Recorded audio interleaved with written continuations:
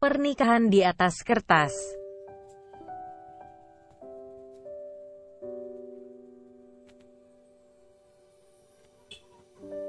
Jangan lupa subscribe ya, dukungan kalian untuk berkembangnya channel Novelku. Jangan lupa tersenyum, kamu berhak bahagia, setidaknya untuk orang-orang yang kamu sayangi. Jangan lupa jaga kesehatan ya.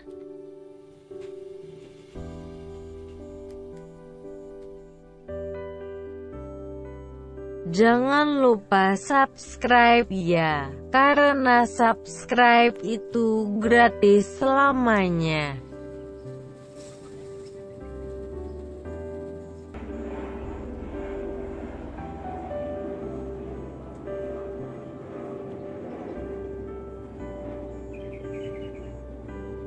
Chapter 97.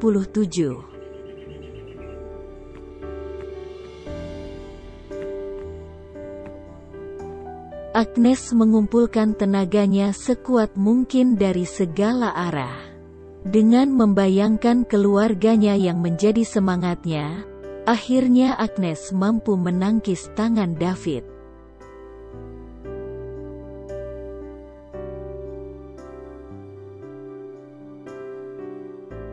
Dihempaskannya dengan kuat tubuh David hingga terbentur kaca mobil dan setir kemudi mobilnya. Dengan wajah yang cukup memar, David merasakan ada tetesan darah yang keluar dari sudut bibirnya.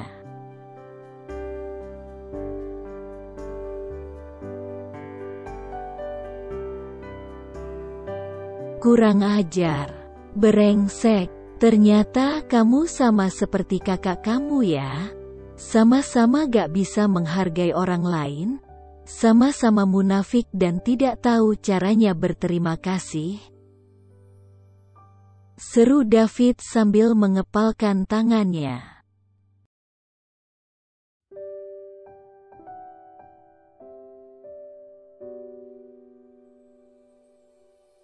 Orang sepertimu tidak pantas untuk dihargai. Untuk hal apapun itu. Paham? Sekarang tolong lepaskan aku. Perilaku kurang ajarmu gak akan pernah bisa membuat kamu semakin kuat. Yang ada kamu malah semakin lemah dan lemah. Bahkan kamu kelak tidak akan berarti untuk siapapun itu. Pak Aakek.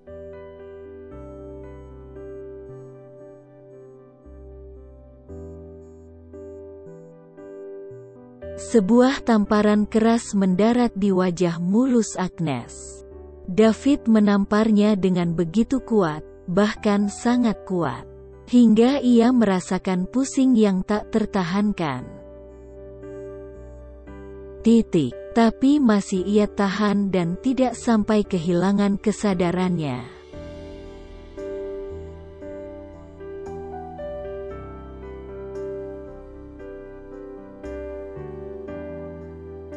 Aku benar-benar salah dalam menilai kamu ya.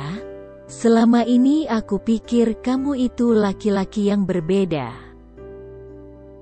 Laki-laki yang bisa mengayomi dan melindungiku. Tapi ternyata aku salah besar. Justru kamu malah orang yang paling jahat yang pernah aku kenal, seru Agnes di sisa-sisa hela nafasnya.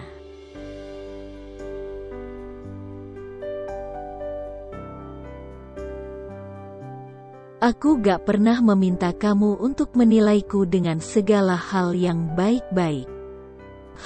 Kamu gak pernah tahu kan bagaimana rasanya memiliki dendam? Sangat menyiksa.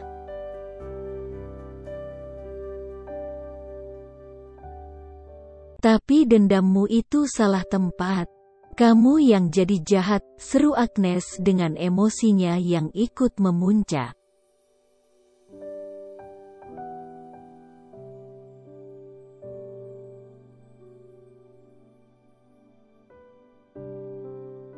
Pak Aakek.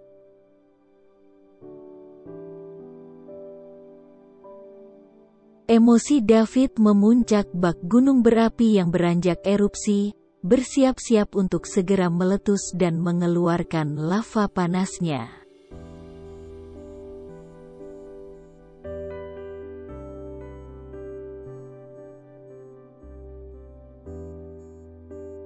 Satu tamparan keras kembali mendarat di wajah mulus Agnes. Hingga rasa lemas yang sudah terlanjur menjalar, kini malah semakin mematikan kesadaran sang gadis. Terlalu panas hingga membuat semuanya seolah gelap seketika.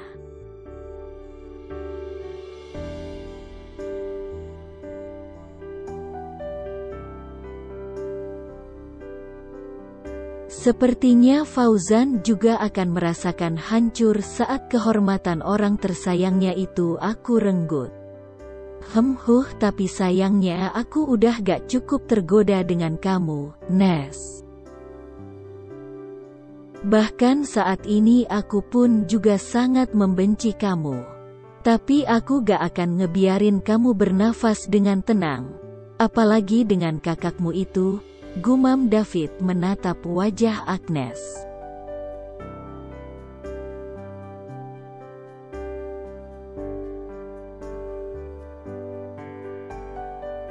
Dengan berpikir sekilat mungkin, David pun mencari ponsel Agnes yang ada di tasnya. Diketiknya sebuah pesan untuk dikirimkan pada Fauzan. David membuat seolah-olah Agnes memang dalam keadaan baik-baik.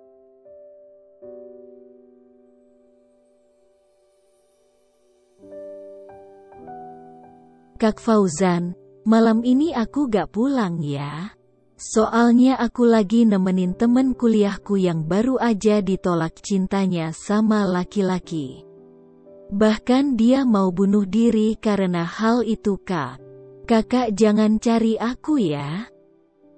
Aku baik-baik aja. Jangan lupa bilangin ke mama sama papa ya. Oh iya, nama temen aku itu Diva Wijaya.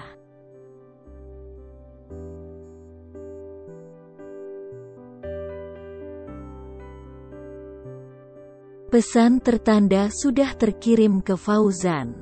Senyum David mulai melebar. Ia membayangkan bagaimana respon Fauzan saat menerima pesan seperti itu dari adik tercintanya. Apakah laki-laki itu masih ingat dengan nama Diva Wijaya?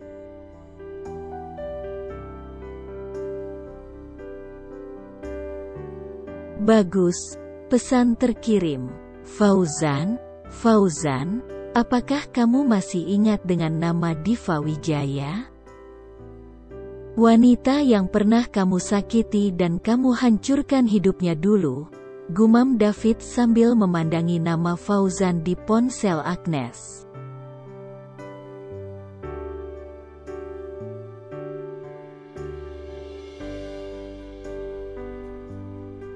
Setelah itu ia memandangi wajah Agnes kembali, penuh dendam yang bercampur iba. Ia pun mencari ide selanjutnya, sambil mengusap-usap lembut pipi Agnes. Sangat menggemaskan sebenarnya.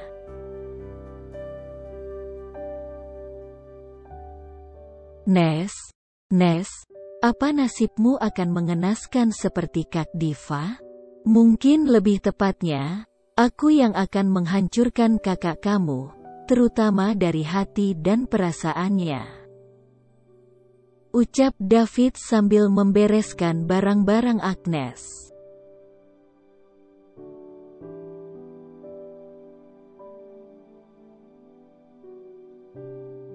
Perlahan-lahan ia mengeluarkan Agnes dari dalam mobilnya. Dalam keadaan pingsan, Agnes dibaringkan oleh David di pinggir jalan. Setelah melihat-lihat keadaan di sekitarnya, David mulai membopong Agnes masuk ke dalam semak-semak.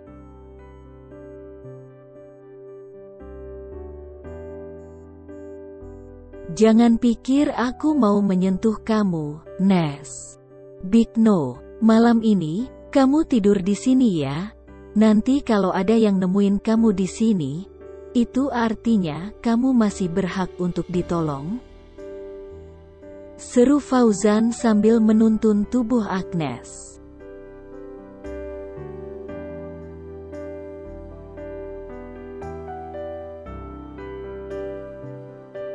Tanpa diduga, ada sepasang mata yang sejak tadi memerhatikan perilaku keji David. Raka, atau yang namanya sudah ia ganti menjadi Rian. Memang bukan Agnes sasarannya, tapi ia begitu emosi saat sahabatnya juga diperlakukan seperti itu. Sangat bengis.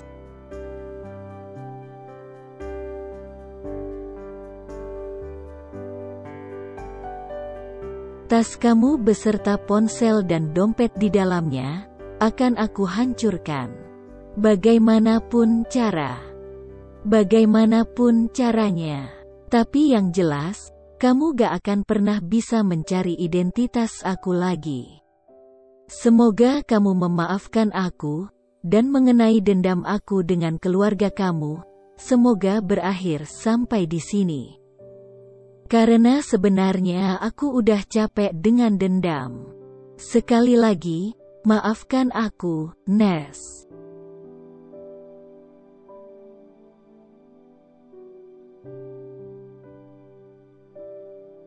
David meninggalkan tubuh Agnes yang terkulai tak sadarkan diri di tengah semak belukar. Tanpa adanya identitas yang ditaruh oleh David, mungkin Agnes akan sulit untuk ditolong.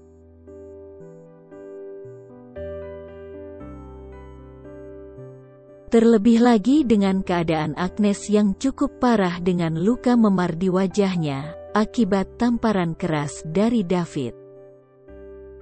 Dendam memang kejam, tapi melampiaskan dendam pada orang yang tidak tepat, itu jauh lebih kejam.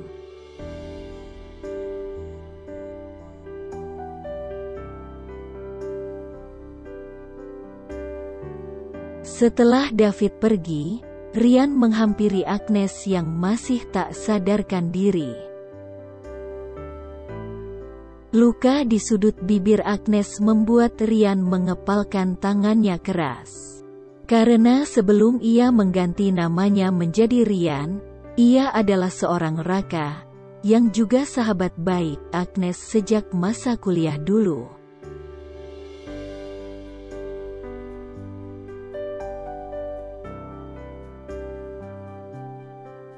Meskipun aku sangat membenci Fauzan, kakakmu, karena telah merebut senja dariku, tapi aku masih punya hati. Dan aku gak sampai hati saat melihat kamu diperlakukan kejam seperti ini, Nes. Musuhku itu Fauzan, bukan adik atau anggota keluarganya yang lain. Apalagi kita sudah bersahabat sejak masa kuliah dulu, Nes. Aku Raka, Nes. Aku Raka sahabatmu, meski aku udah berganti nama dan wajah.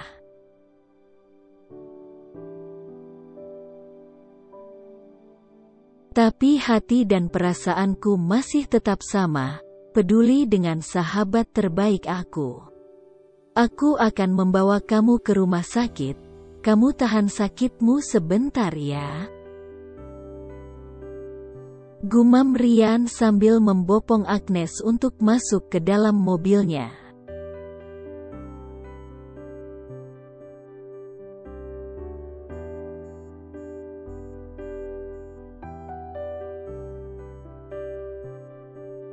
Di tengah malam yang dingin dengan hembusan rindu yang menggebu, Fauzan masih sangat erat memeluk senja di dadanya. Rasa ingin waktu tak berjalan dan berakhir, Fauzan merasa dalam kenyamanan yang penuh.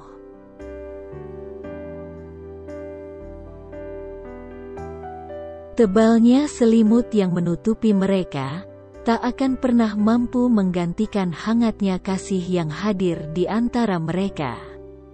Sangat lepas tanpa adanya masalah berat yang terlintas di dalam pikirannya.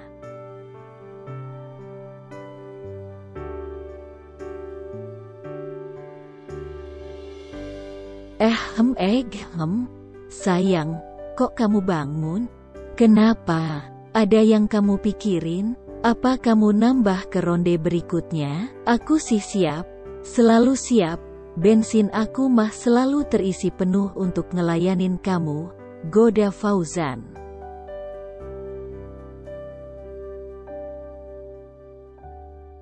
Ini udah tengah malam, masa Agnes belum pulang sih? Kayaknya aku gak dengar ada suara taksi yang berhenti di depan rumah deh, ucap Senja sambil melirik kecil ke arah horden.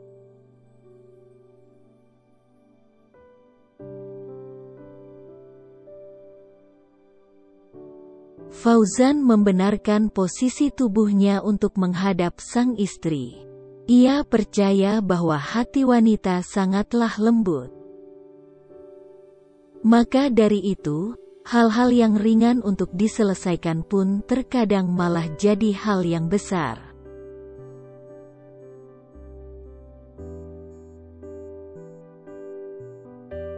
Wanita, semuanya serba dipikirkan baik-baik. Visioner yang terbaik, tak terkecuali apa yang terjadi pada sang istri saat ini. Buat apa menunggu tanpa kepastian? Bukankah lebih baik ditanya?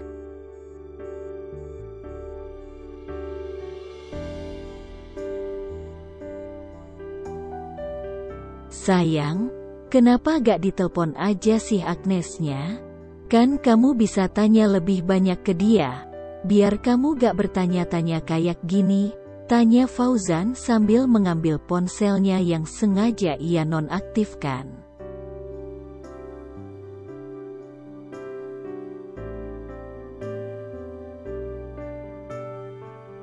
Udah aku telpon tadi, berkali-kali malah, tapi gak aktif ponselnya.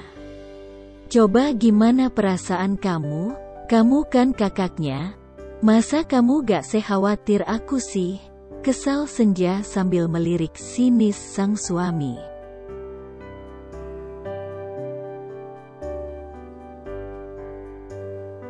Fauzan terdiam mendengar ucapan sang istri. Sesekali ia menghela nafasnya perlahan, ia khawatir, sangat khawatir sebenarnya. Hanya saja ia tak ingin menunjukkan kekhawatiran itu pada sang istri.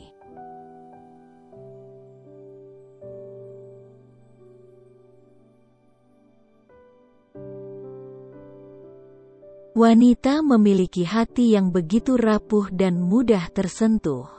Dilihatnya ponsel oleh Fauzan, diterimanya sebuah pesan singkat dari sang adik. Pesan singkat yang sebenarnya sangat tidak mengenakan.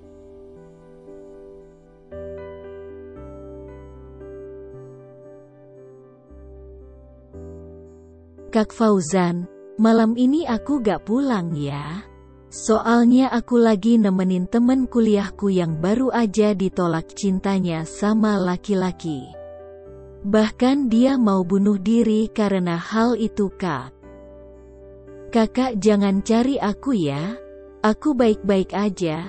Jangan lupa bilangin ke mama sama papa ya. Oh iya, nama temen aku itu Diva Wijaya.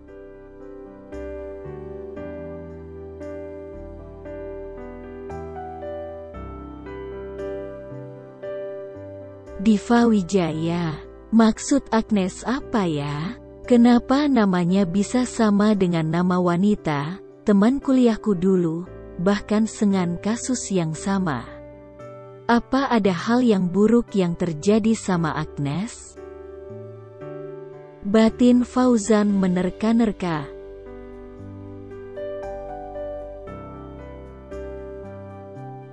Setelah membaca pesan singkat tersebut, Fauzan pun langsung menghubungi ponsel Agnes. Tapi sama seperti apa yang didapatkan Senja, ponsel Agnes tidak aktif dan Sam Kain membuat keduanya khawatir.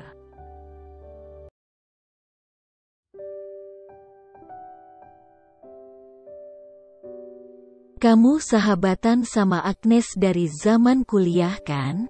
Temen kuliahmu itu ada yang namanya Diva Wijaya ga? Atau kamu masih punya kontak ponselnya? Atau mungkin kamu malah masih ingat di mana rumahnya? Tanya Fauzan menggebu-gebu.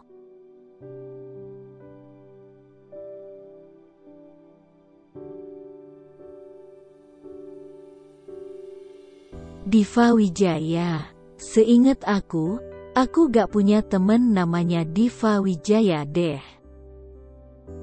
Agnes tuh dulu di masa kuliah. Dia orangnya sangat tertutup. Dia tuh terbukanya, suka bercandanya juga cuma sama aku. Jarang banget sama mahasiswa lain. Bahkan ada satu orang mahasiswa yang ngajak dia ngobrol pun pasti dia cerita sama aku. Jadi aku yakin banget, kita gak ada temen yang namanya Diva Wijaya. Jelas Senja semakin mengkhawatirkan Fauzan.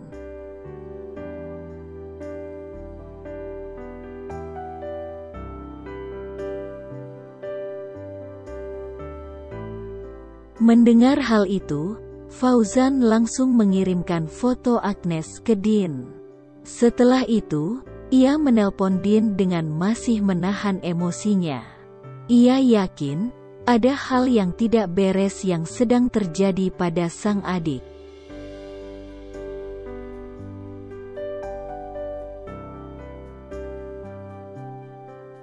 Din, maaf ya saya mengganggu kamu tengah malam begini. Saya tadi mengirimkan foto Agnes ke WhatsApp kamu. Tolong, kamu cari Agnes besok dimanapun tempatnya. Kamu bisa mulai dari mengecek CCTV yang ada di sekitaran kantor. Kamu cari tahu, sebelumnya Agnes dijemput oleh siapa? Seru Fauzan memerintahkan sang asisten.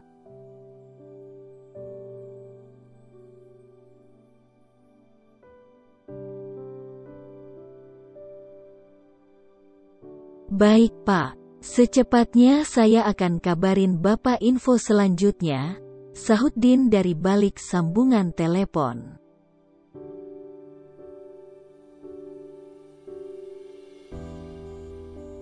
Senja yang mendengarkan hal itu pun jadi semakin panik.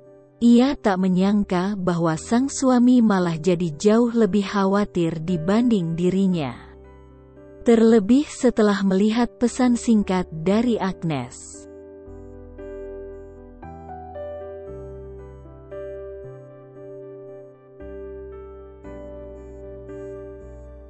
Kenapa sih? Ada apa sebenarnya, Fauzan? Kenapa kamu jadi langsung memerintahkan Din? Apakah kondisi Agnes sebahaya itu? Tolong dong. Kamu jangan bikin aku khawatir kayak gini, Fauzan. Jawab aku, seru Senja tak bisa menyembunyikan rasa khawatirnya.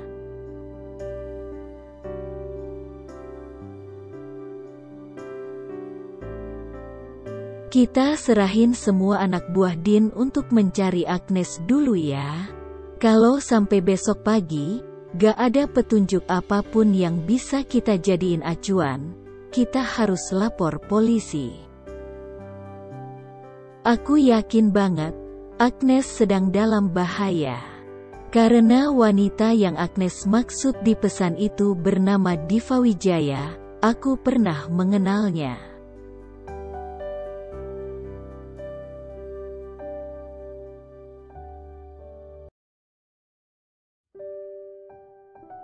To be continue.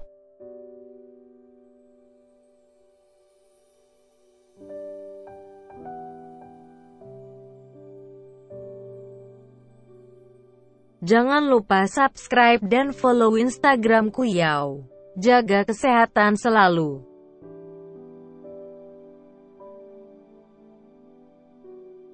Thanks for watching.